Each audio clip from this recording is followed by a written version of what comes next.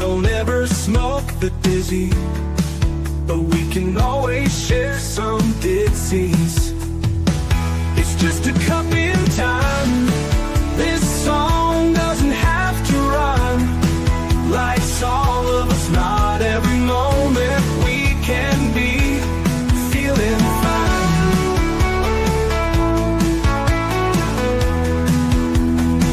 I wanna share a moment, just a second if you will, maybe even a cup of thrill.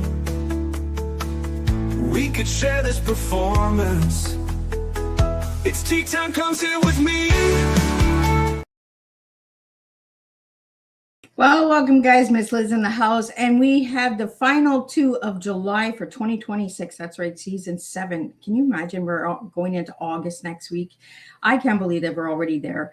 But before we get started, you guys know how Miss Liz rolls. We're going to get you guys over to all those platforms: Facebook, TikTok, LinkedIn, Instagram, Clapper, Lemonade, all those good platforms, and then pop over to the podcast apps: Podbean, iHeartRadio, Listen Notes, Deezer, Spotify, Apple Podcasts. Check those all out. But I want you guys all to jump over to babyboomers.org. Miss Liz has been partnering with them for almost 4 years. And if you're looking to be on different podcast shows and you'd like to pitch your story or your books or services there, jump over there. They have over 50 different podcast shows there, and they're always looking to have guests there. So check them out. Always like encouraging my colleagues and get them some clients over there as well. Get them some guests and cool talks. But before we get started, let's do a disclaimer, and then we're going to bring in Mandy Eve-Barnett, and we're going to serve her tea. And her tea is an interesting tea tonight. So we're going to talk about Thematic of Love, Evolving and Awareness, and Ensure My Storytelling is Immersed by Everyone. That is the tea we are serving in the house tonight. So it's going to be an incredible tea. So let's get started with disclaimer and then a beautiful intro, and then we're going to get Mandy in here, and we're going to spill some tea and have some fun with all of you guys today. Disclaimer for Miss Liz's Tea Time live show. Miss Liz's Tea Time is a global platform dedicated to sharing real life stories, diverse perspectives, and meaningful conversations that inspire awareness, healing, and connection. I'm Miss Liz is going live using StreamYard. Before leaving a comment during the live broadcast, please grant StreamYard permission to display your name at StreamYard.com. Please be advised that all the content brought forward during any Tea Time show is presented in good faith. However, discussions may include opinions, beliefs, and perspectives that do not necessarily represent the views of Miss Liz or the Tea Time platform. Information shared by guests is based on their own experiences and is perceived to be accurate at the given time of airing. All guest viewers and participants are responsible for using their own good judgment when considering any action or decision that may relate to these discussions. Some episodes may cover sensitive topics, including but not limited to trauma, abuse, grief, mental health, and other emotionally triggering subjects. Listeners' and viewers' discretion is strongly advised. Tea Time at Miss Liz is an open discussion forum designed to offer insight, inspire awareness, and create connection. It is not a substitute for professional, medical, legal, or therapeutical advice. If you require professional support, please seek assistance from qualified professionals or trusted resources in your area. If you have any questions regarding this disclaimer or the content of your discussion, you are welcome to contact me, aka Miss Liz, directly on my email at bookingmissliz@gmail.com or visit my link tree at Miss Liz's Tea Time. By choosing to participate in, comment on, or view these live shows, you acknowledge and accept this disclaimer. Your participation is entirely voluntary. I, Miss Liz, welcomes you to join the conversation with an open heart, and if at any time you feel this platform is not right for you, I respect your wishes and decision and welcome you back whenever you are ready. Tea Time with Miss Liz is serving truth and awareness one cup at a time. Well, welcome to Tea Time with Miss Liz, where every conversation reminds us that stories can cross borders, connect generations, and give our deepest emotions somewhere meaningful to belong. Today, we are delighted to welcome Mandy Eve-Barnett, Edmonton's best-selling multi-genre author, freelance writer, editor, creative mentor, inspirational speaker, and dedicated writing community advocate. Born in Africa, raised in England, and now living in Alberta, Canada, Mandy's life has been shaped by different landscapes, cultures, and experiences. Through influence flow through her storytelling, allowing her to create imaginative worlds for children, young adults, and adult readers alike. Since publishing her first book in 2011, Mandy has written across genres, refusing to place creativity inside one tiny little box. Her work reminds us that writers do not always have to choose a single path. Sometimes the most authentic journey is the one that follows curiosity wherever it leads. Her book, Willow Tree Tears, explores love, loss, resilience, and the emotions that quietly shape our lives. Like the willow tree itself, its message carries both tenderness and strength, reminding us that bending through life's storms does not mean we are broken. Beyond her own writing, Mandy is deeply committed to encouraging other writers through editing, mentoring, speaking, and her work within her writing community. She helps creative voices develop the confidence to shape their stories with the world. Her tea is thematic love, evolving awareness, and ensuring her storytelling immerses everyone. Today, we'll explore the inspiration behind Willow Tree Tears, writing across multiple genres, how love, loss, and resilience influence storytelling, building imaginative worlds that welcome every reader, supporting and mentoring other writers, creating a meaningful literacy legacy. Mandy reminds us that stories do not need boundaries when imagination, empathy, and purpose are guiding the pen. So grab your favorite cup and join us throughout a conversation filled with creativity, courage, community, and real life tea. Truth of experience and awareness. And let me get Mandy in here. Let's spill some tea. Let me see. I got Mandy here. Do I got Mandy? Hello. Thank you for having me. There we go. We got you. I'm telling you, my ears sometimes they just glitch and then they come back on, and I'm just so happy to have you here, Mandy. Thank you very much for having me. Yeah. I am happy to have you here. I've been looking forward to this tea time. We've been both excited to get together. So, yeah. Mandy, tell us a little bit about who you are as a little girl and who you are now. Oh, goodness. When I was young, I was quite shy. So I was sort of always in the background. But as I grew and had some life experiences that were sort of push and pull as to, good and bad, and I sort of became more self-confident and determined. So now I'm the polar opposite of what I was as a child. I'm very determined and I'm very fierce in, making people understand who I am and what my mission in life is, I think. So yes, I enjoy what I do. I enjoy my community, and I'm very passionate about helping others now. So Mandy, you found your voice. Absolutely. From shy to roaring lion, here she comes, guys. Get ready for the story. Well, so Mandy, let's get into your writing. How old were you when you started writing? Well, let's just say I was almost 50. So yeah, quite late in life. For whatever reason, all the creative outlets I had, school and growing up, none of it was writing. Everything else you could think of. And then I came to Canada and I wanted a creative outlet. And I just stumbled across the writing group, went for a meeting and really enjoyed listening to everybody. I didn't write anything. I was just listening to everybody. And then I thought, if you don't write anything, why are you here? So then I sort of propelled myself to get into it, to start writing, and like very short, couple of paragraphs or, a page, and gradually grew from that. And I was really lucky because everyone in the group is very supportive and encouraging. And I'd learned, I went to conferences, I did workshops, just so I could learn the actual skill of writing and how you, not just the grammar, and it was more about structuring a story, beginning, middle, end. And that's really how I sort of grew as a writer, to grab from everybody's experience and like tailor make it into what I needed for my writing voice. So Mandy, you came from you were born in Africa, then you moved to England, then you came to Canada. So tell us about that journey within itself. Right before we even get into the books, we're going to get into how she came from Africa, England, Canada. Yeah. Well, my parents were actually living and working in South Africa when I was born. So it was just an accident of birth, shall we say. I mean, I just that's where I was born. And then we went from there to Wales, and then from there into England. And a lot of my life was in England, and I loved not just the flora and the fauna, but the history. I mean, I miss the history dreadfully.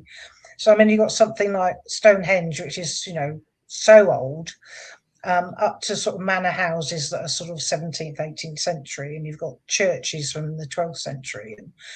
And I absorbed all of that. That was something that I found really interesting, and partnered with that was the natural world, because both my parents really wanted us as children to understand, not just the big animals, but the little ones, like, the beetles, and, that it was something from insects up, just learn about them, learn about the trees and the flowers. And that's been instilled in me, and I've instilled it in my children. And then life happened. So we immigrated to Canada, and that's been a huge journey. I mean, it came in 2007, so it's been a while now, but I was not expecting the difference. You think somewhere because you've read things, research it, but you can't understand the vastness of Canada till you're here. Yeah. And I've been very lucky, because one of my writing group friends loves to do road trips, and from 2010 to current, we do 5 or 6 road trips a year. And we go through Alberta, British Columbia, and some of Saskatchewan. And that's just a tiny piece of the continent. Like, it's so small. And I just love learning about, this new home of mine, which is vastly different to what I grew up with. And all of those experiences I can culminate and take pieces out of for my stories. That's exactly why I went down that rabbit hole. I told you, Mandy, I was going to go down some rabbit holes with you. I was going to ask you, did you put some of those journeys and those adventures and that into your storytelling from all the different countries that you've lived in? I have. I mean, when you've got sort of soul deep experiences, things that really registered with you at the time, these are going to be something you can use, for making a story, well, a narrative, feel real. I've got a fantasy series which is set in medieval England. Well, I've touched medieval things, and I've walked through ground halls and things, so I've actually felt it. I've actually found something that resonates with me that I can then put into a book. And that's why I think when you're writing, you have to be conscious that although you know what it feels like or what it looks like, you have to make sure that your reader actually gets that same information. Absolutely. Well, we have a question here for you, Mandy, and it is, did you ever imagine your writing would reach readers across so many countries? Absolutely not, no. I mean, it's very cool, because my blog has a little world map counter on it, and up till now I've got about 209 countries that have been to my blog, which is super cool. And I like the fact that my stories connect with people no matter where they are in the world, because they've all got a basis of love. It may be not just romantic love, it could be friendship, it could be sibling or parental, or just the environment. And that's my sort of base core of all my stories, is a love of something. Absolutely. And working with so many different genres as well, right? Gives you a chance to dip your toes into different ways of expressing and writing and structuring a story. What genre do you really prefer the most? The last one I've written. So it's literally, I love to challenge myself, and it's like, so, well, can I write something like that? It's like my steampunk. It's like when I looked at steampunk, it had just become popular. I thought, well, I'm going to read a few of these and research it, and then, oh, let's see if I can write one of those. And it's really just a personal challenge to see, can you do that? Obviously, you have to research it, find out the expectations and what it should include and all that. But it's seeing how I can create a world within a genre, and that's the fun for me. Well, we have a question here from Step Into the Valley. Which of your 11 published books holds a special place in your heart? Oh, that's so difficult, because it's like picking babies, right? Oh my goodness. I would say that normally, the one I've just finished or the one I'm writing are special, but then I can go back to them and think, well, I really enjoyed that character because of a certain thing.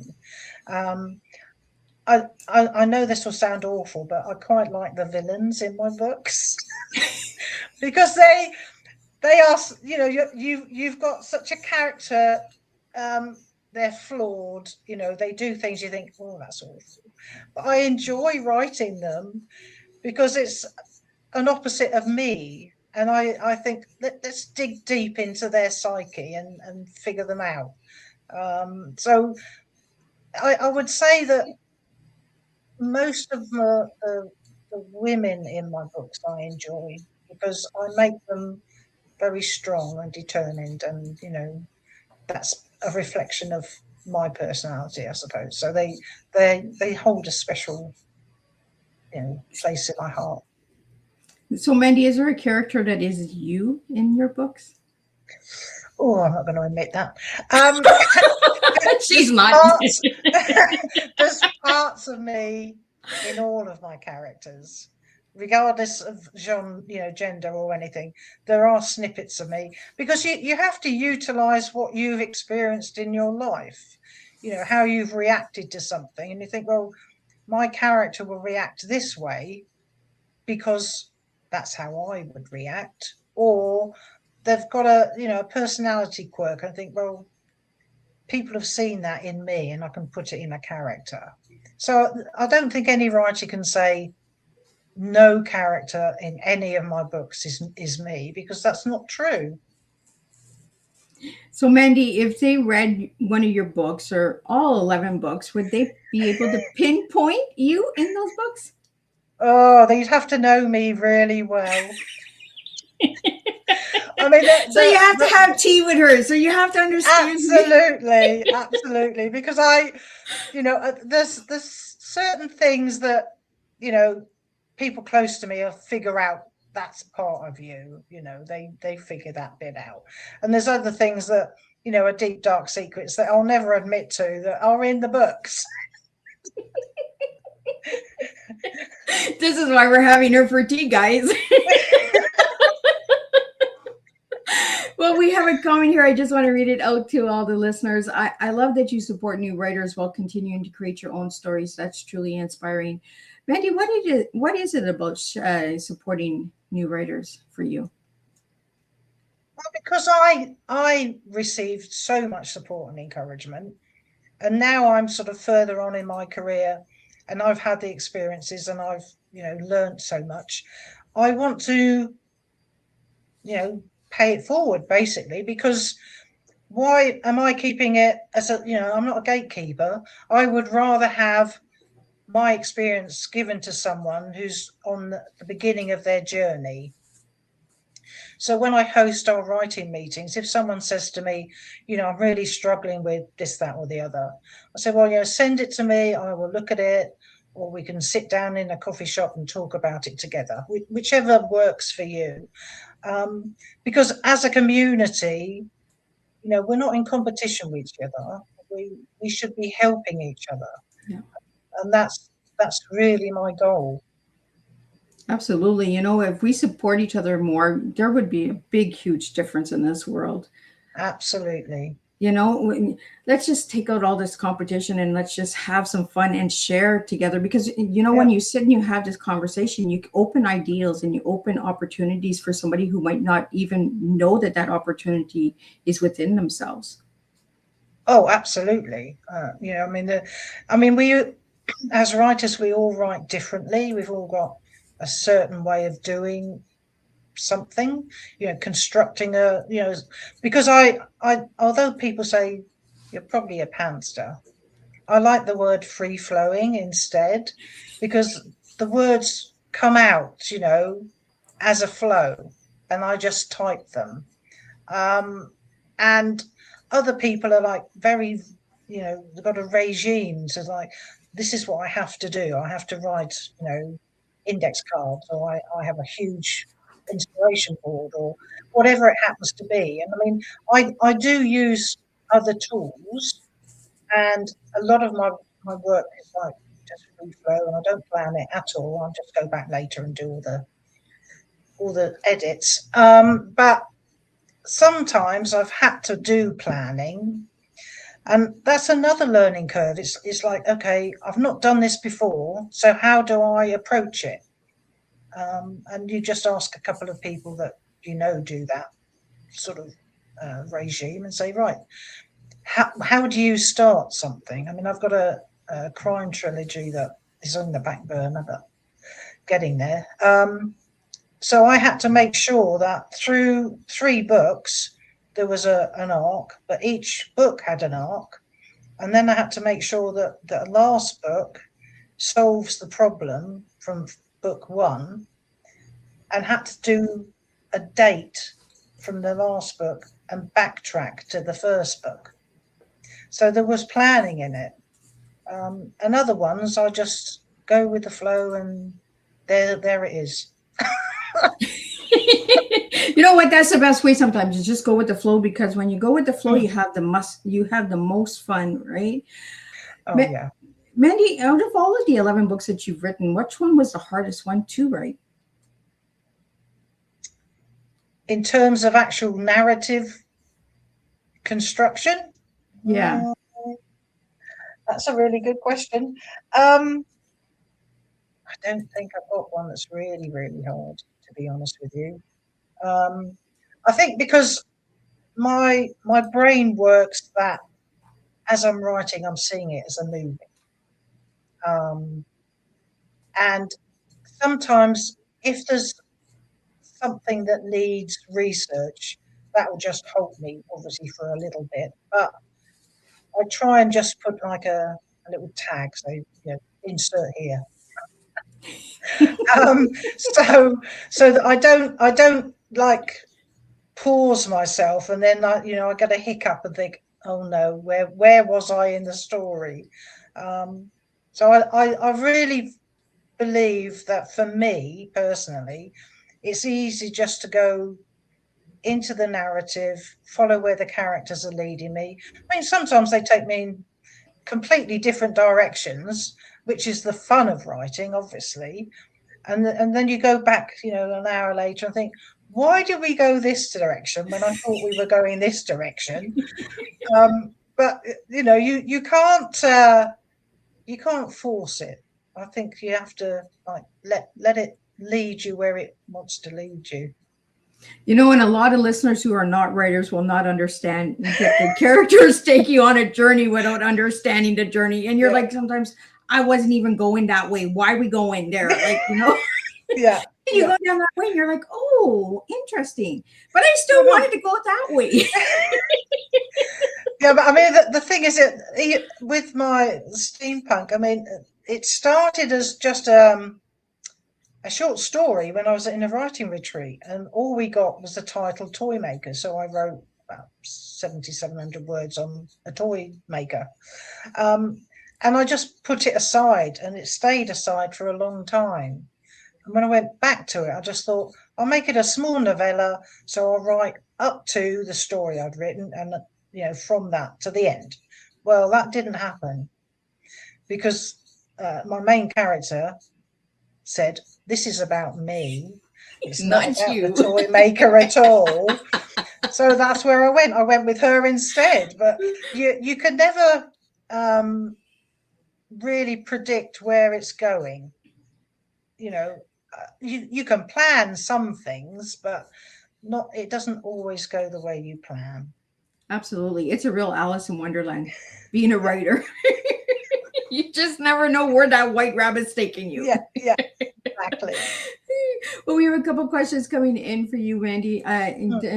From Thrive Time Show is, how did growing up in Africa, England, and Canada shape your storytelling? Because of the sense of place, they have sort of given me like a base to start from. Although I wasn't in Africa for very long, there are senses of it. There was the heat and the smells and the sounds. So they're sort of like a core thing for me. So I can utilize that in my storytelling. England is just such a vast catalogue of places and experiences because I lived there, a lot of my life. And then Canada is like I'm an explorer in a new country for me. So having new experiences and new places and new lifestyles, that gives me an extra, catalogue to sort of add things to. Get yourself into a little trouble. We have a question here from Ross, and it is, what keeps you motivated after publishing so many years? Because I've got so many stories in my head. I'm sorry. I've got 9 back burner manuscripts, which is ridiculous, and I just think I will get back to them, and then a new shiny thing says, what about me? Why can't you write about me? So that's where I go, and then I think I must get these done.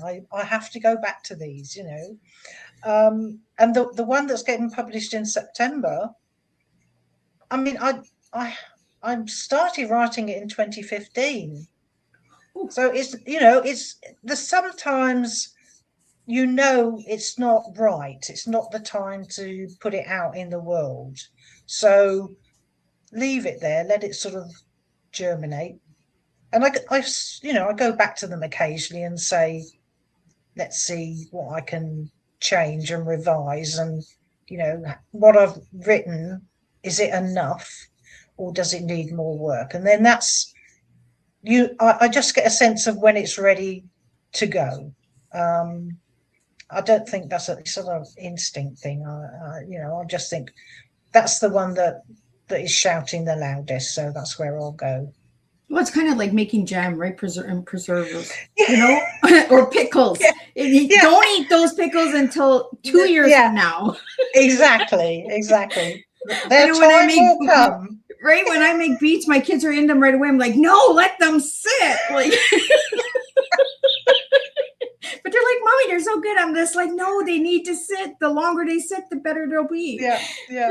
And that's how storytelling is, right? When we let it sit, sometimes the characters build and gives us a different structure, a different storyline, a different scene as well of looking at stuff. When you just put something on the shelf for a while, it just says, I'm just steeping, right? It's like tea, like we're just steeping it, like. Absolutely.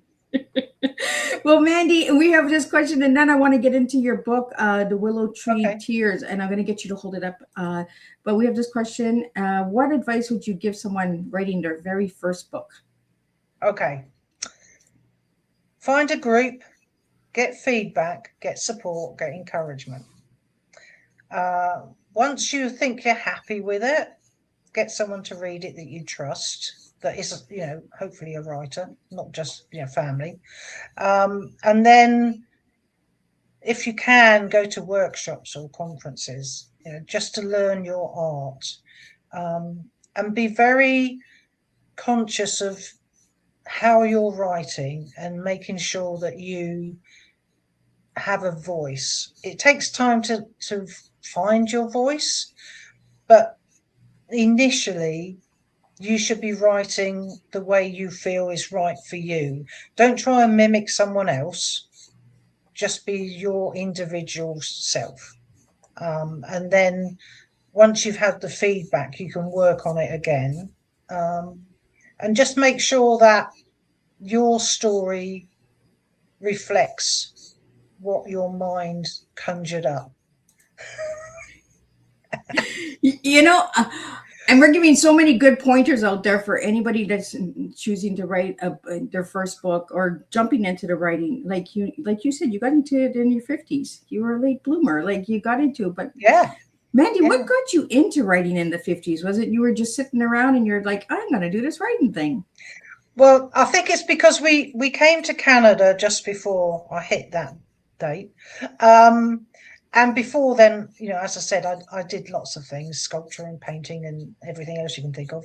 And because my children were older and it's like they didn't need me, I thought, well, no, I can spend some time in a creative outlet, because I find when I'm creating, I'm happiest. You know, I don't know if everyone feels that, but for me, it gives me a relaxed, calm place to be mentally and physically. And just because the writing group was so supportive, I just clicked with them all, and it just sort of gave me such a sense of self, and, you know, knowing that my creativity could go that way. I mean, when I looked back on it a while back, there was elements within everything I did before that I then put into my writing. So, you know, I'm weaving a story, I'm constructing, you know, I'm sculpting a place or a setting. So they've all worked into what I do now.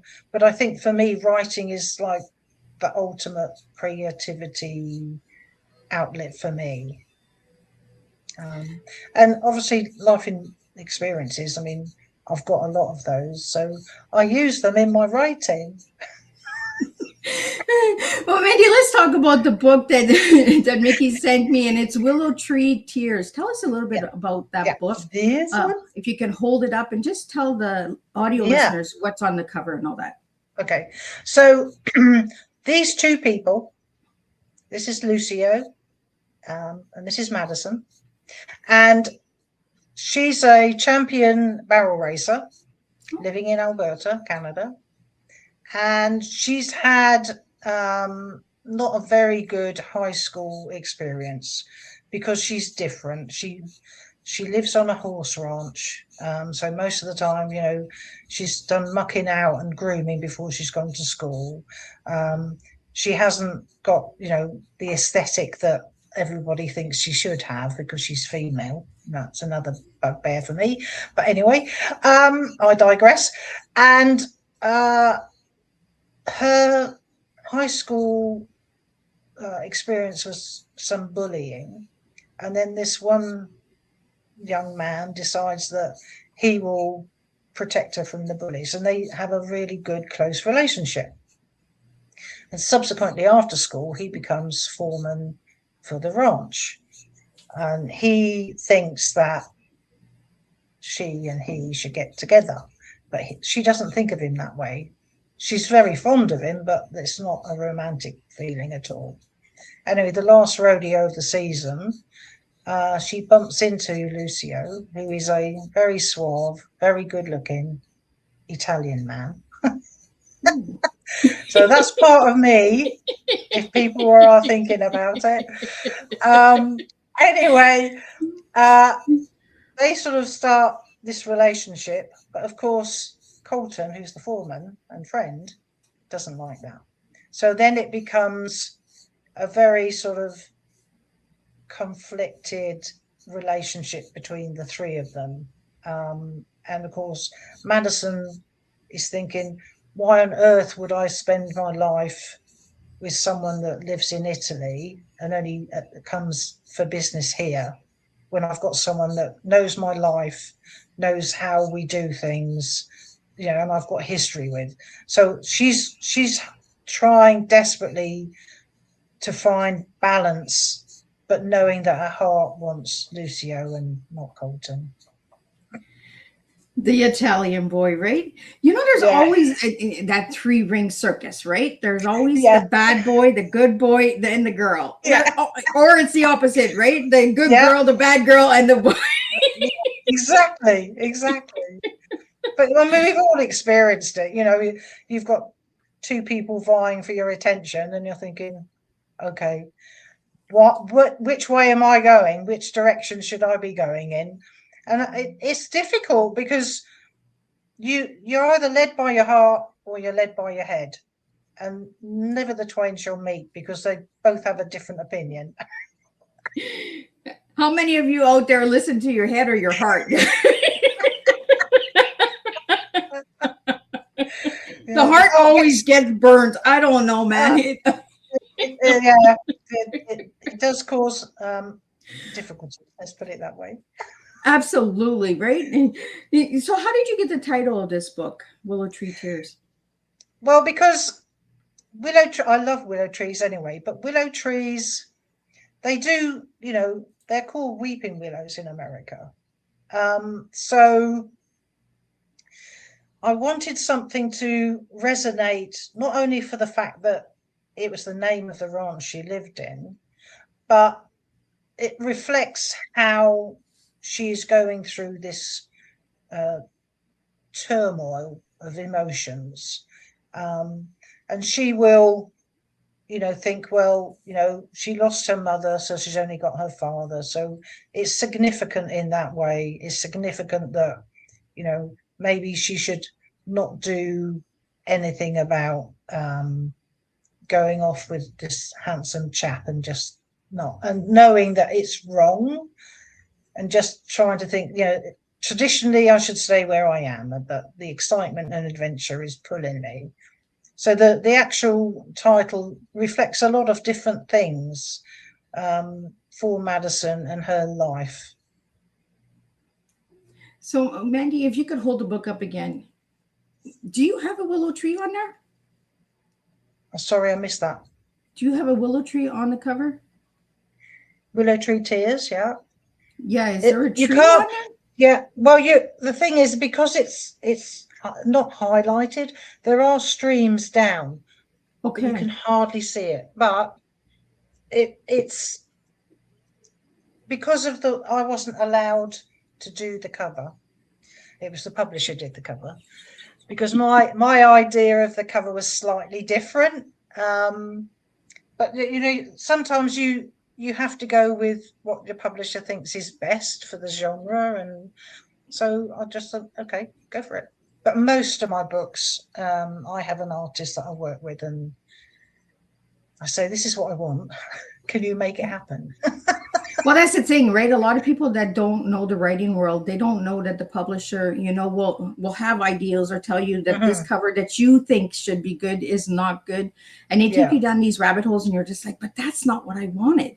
Yeah. But then it sells the book, and then you're like, okay, well, maybe they understood the story a little different than I did because I was too close to the book. Like, well, you're so absorbed in their world and their personalities that, you know, sometimes you get, you know, blink a vision on it. So I mean, as long as it sells and people enjoy the book, I'm happy. So, Mandy, how do you create all these imaginative worlds? Like, did it come to you in dream visions? Do they come through movies or shows or other books that you've written and read?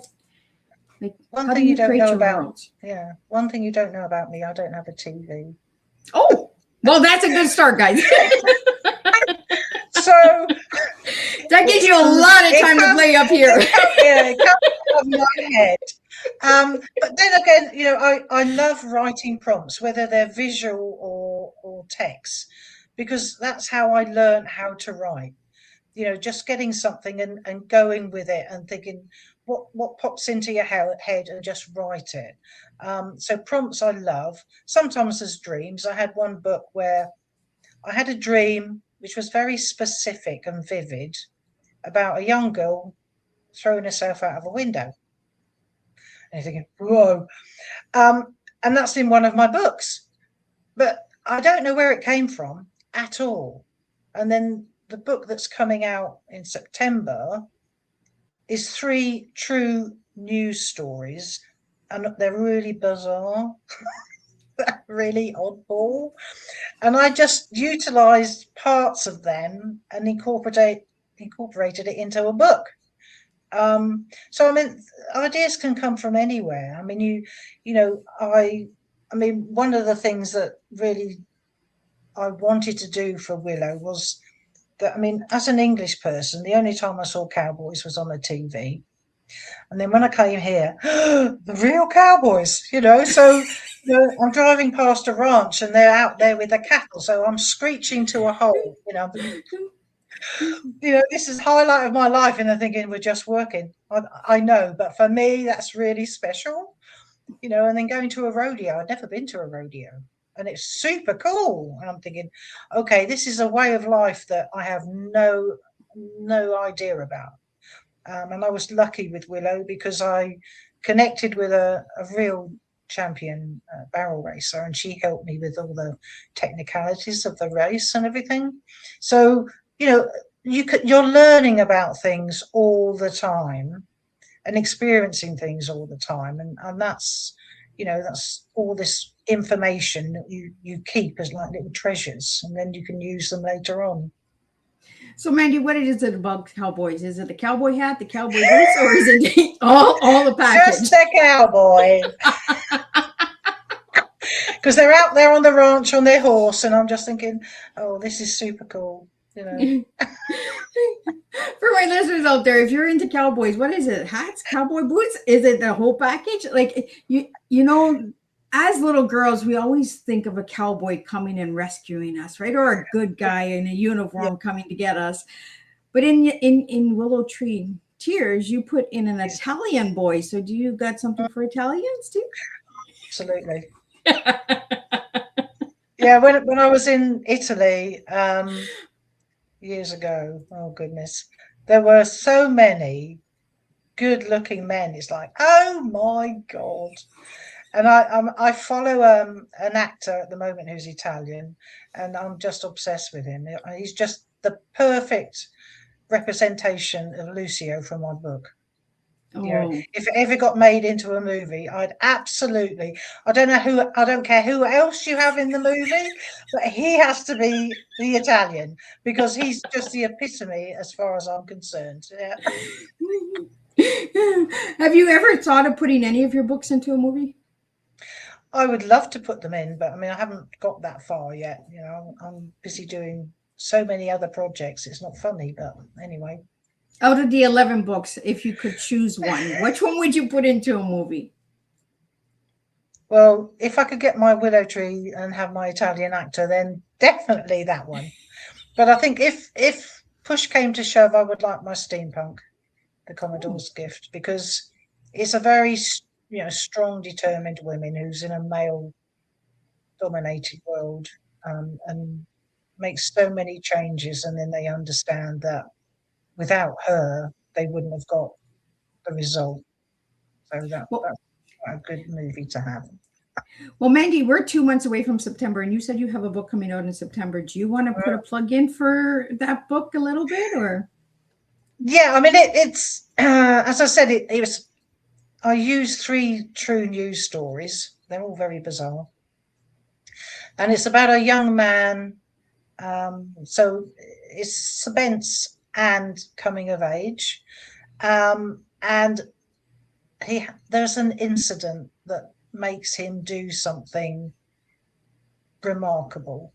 And through the book, he goes from sort of a very bullied teen who thought that his life was ended, and that he would never do anything, to someone totally remarkable that not only transforms his thinking about life, but also people that, eventually he reconnects with. Yeah, and it's called The Giving Thief. Oh. And do you have a date when that one's coming out? 5th of September. There you guys go. We're giving you 2 books for the price of one tonight. Country Yeah. Tears and the Giving Thief. Yeah. Well, Mandy, I got some questions that are coming that I have here for you that I'd like to just get out really quickly. Sure. Some little lightning bolt questions. So, favorite book you ever read?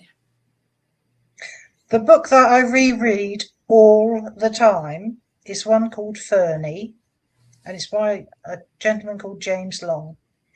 He's not an author. I mean, he was a professor, and he just wrote Fernie as a whim. And then 10 years later, he did a follow-up because so many people wanted it. But Fernie is about a reincarnation couple. And I love reincarnation. In my past life, I was a nurse, and I had several experiences with people who foresaw what was going to happen to them. And I got into huge research into reincarnation. And when I read the book the first time, I'm just thinking, Fernie and Gally are just perfect. I just love them. And the story now, when I even thinking about it, I can picture them. I can picture exactly the places they walk and talk and live, because I know the book so well. And my Choose Some Loot novel is like an homage to that because it's got reincarnation in it. Yeah. Is there any reincarnation in any of your books? Yeah, just the Choose Some Loot. Yeah. And that book is 2 time periods, the 1800s and the 2000s. Oh. And it's 4 people that reincarnate across the time. Yeah. Well, that's 3 books I'm giving you guys to check out. No. Everyone's scribbling down. Oh dear. All you have to do is go to the website, guys. Oh goodness. Okay. Mandy, morning writer or night writer? Anytime I get time, writer. Yeah, literally, because I'm a freelance writer, so I have clients I have to work for. I post my blog twice a week, which everyone thinks I'm a maniac for doing. I'm secretary of my writers group, so we have things I have to do, and I host the monthly meetings and post prompts on the website every Saturday. So I have a lot of things I'm doing. So she's a writer all the time. All the time. Tea or coffee for you, Mandy? Oh, absolute tea. I'm British. I would not have coffee. I don't like coffee. Favorite country you visit, not lived in? Italy. Rome in particular. Ooh. Yeah. When I went there was like a deja vu. And I mean, I would love to get regressed again because I think I lived there at one point. My last regression session, there were 7 doors, but I could only get through 3 before the session ended. So I think in one of those other doors, there was an Italian. He was waiting for me, but I didn't get to the door. Yeah, exactly. Damn it. It's like walking through a castle, right? What door are you in? Absolutely. One word that defines your storytelling, Mandy. Sorry? One word that defines your storytelling. Unexpected. Because I like flipping the switch a bit. I like flipping things. So what you think you're reading gets flipped around a bit. I like it. I think you guys should all check out the 3 books we just threw out, plus the other 8 books that are out there. There's 11 books, correct, Mandy, that you have out there? At the moment, yeah. Yeah. But they're across genres. So there's children's, young adult, and adult. So, yeah. Yeah, let's get into some of your children's books, but we have a question here that I just want to get out. It's from Mark, and it has mentoring other writers changed the storytelling? In some ways, yes, because when someone is just beginning, their approach might be something totally new. And, I love to learn new things or new ways of doing things. So when I mentor, I can say, this is how I do it, but please don't think that's the way you should do it. And then they'll say, well, this is how I thought I should be writing. I said, well, that's the way you should be writing. Don't change it.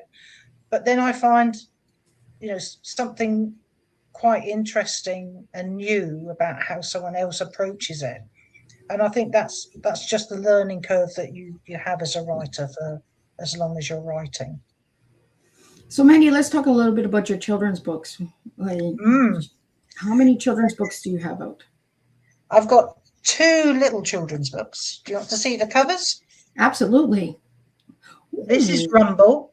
It's just a picture book. It's the first one I ever did. And Rumble is a little monster, lives underground, and his mother says, you're old enough now, you can come with us to scare the people on Halloween. And it's just his adventure learning how to scare. That's easy peasy. This one, Huckleberries to the Rescue, is really an homage to my parents and how they instilled a love of the natural world into us as children. So it's 2 magical sprites, but they look after all the animals in the forest. So if they're ill, or they're damaged, or they've hurt themselves or whatever, the little sprites help them. So each chapter is a different animal. So it's a way of the child learning about the animal, but also within the story. So you're teaching them something. Giving them something to learn as they read. Oh, absolutely.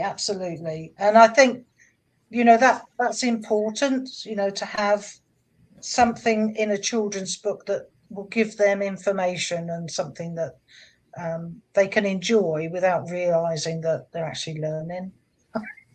Absolutely, right? That's the way of tricking them. Yeah, exactly. Here's a pretty book. Read the book. Yeah. You're gonna learn. And these 2 are YA. Oh, okay. Yeah. So Clickety Click is about a young girl who is orphaned, and she goes to live with an aunt and uncle and finds out that she's not what she thought she was. And it's about self-worth and self-acceptance. So yet another lesson. Okay. And then Creature on Planet Toria is about 4 friends on a different planet who set out to find what they thought was an invading alien, but then they find out it's not invading alien at all. It's something entirely different. So, yeah. Look at that. We gave you guys a bunch of books. So if you're not buying at least one book today. Oh, God. Mandy's going to be like, oh, my goodness. Oh, jeez. Oh, well. But that's the way it is, right? When we have a conversation, we get to know and we get to share this information, right? And that's what I like. I like teaching educational awareness through tea. And a lot of people that tune in, they always say, Miss Liz, you always teach us something. Well, sit down and listen. Exactly. I got a good strong cup of tea here. And the tea that you gave me today was the thematic of love. I've never heard that word, thematic. Am I saying it right? Yeah, thematic? Because it's, the thing is, people, they automatically think romantic love. Yeah. And it's not, because love encompasses so many other things, not just people, but things. I mean, you love your cup of tea. I mean, I'm a teaaholic, but had it in my sippy cup when I was a kid, so yeah, you love things because they give you a feeling of calmness, relaxation. You just feel good, so loving encompasses everything within everyone's world in one way or another. Absolutely. Then the next part of your tea that you gave me was evolving and awareness. Where are we evolving? Yeah, well, I think as we grow, we learn lots of things from lots of different people and situations. And I think if you're not learning, you aren't evolving. I mean, I'm totally different from the 12-year-old me from where I am now. And you're not the same person. Your life gives you things that change you, that give you something to think about, something you thought, well, maybe if I do it this way, it will be better for me. If I do it this way, it might be better for someone that I love. So you have to evolve as a person. Yeah. There's so many people that talk about evolving without growing. If you don't grow through involvement, you're not really, evolving. You're just playing the circus wheel, right? You're just going in a circle. Miss Liz, where are you going with this? I don't know. Down the rabbit hole. I think I'm having a hot flash too, guys. I'm getting really hot here. But I mean, you're not stagnant, are you? No one is like, you're not a statue, so you're going through the world and you're meeting new people, and every single person you meet will have some sort of effect on you, good or bad, but it will have an effect. And it's looking at the effect they've had and if you can use it or not use it. And that's the evolving part. Yeah. Well, the last part of your tea was ensure my storytelling emerges everyone. So tell me a little bit about that part of your tea. Well, I think for me, I accept everybody, regardless of gender or, wherever, because I've been on different continents. I have experienced, known, and been friends with a huge varying people, and everybody has a voice, everyone has their personality, and it's finding the connection with those people. I mean, obviously there are some people you think, no, I can't be with that, I can't do that, and that's fine. I mean, you can't be good with every single person on the planet. I mean, there's 7 billion of them, you're never going to meet them all, but you can pick and choose who makes you feel loved, wanted, respected, and do the same back. And then, if there are people that are just not going to be that way with you, then you just say bye. And you don't have to be nasty about it. You just say that, we're just not of the same mindset. Yeah. And that's good too. If we were all the same, life would be very boring. Absolutely. Hey, there would be no excitement. And then that's why there's no TV for Mandy. Exactly.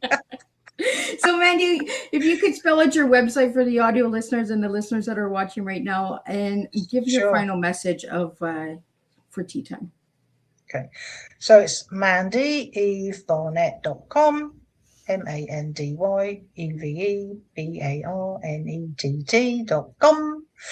And you'll find my blog on there, my books on there, events I'm going to on there. There's lots of stuff.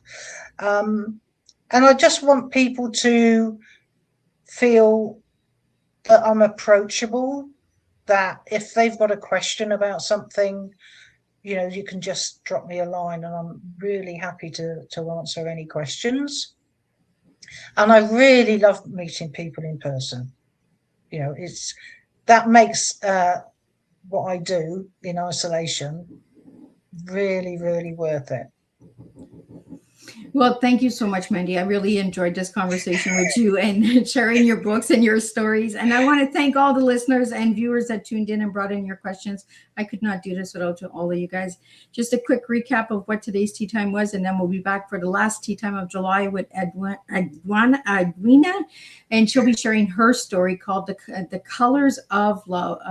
The Colors of Love, I think, is the name of her book. But we'll be talking about that tonight. And until then, I will do this all over again, and we'll be back at 7 p.m. But just a little recap of what today's tea time was. What a wonderful and creative and heartfelt conversation we've had and we've shared today. Mandy, thank you for bringing your imagination, determination, experience, and generous spirit to the tea time table.